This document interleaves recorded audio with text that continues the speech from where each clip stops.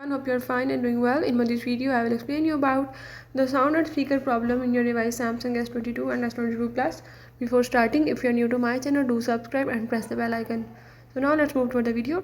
So if your device Samsung is showing an issue regarding the sound and speaker, you can solve this problem by the method as I am showing it in this video. So let's watch the complete video and follow each and every step so you will learn how you can solve the sound and speaker problem in your device Samsung S22 and S22 Plus.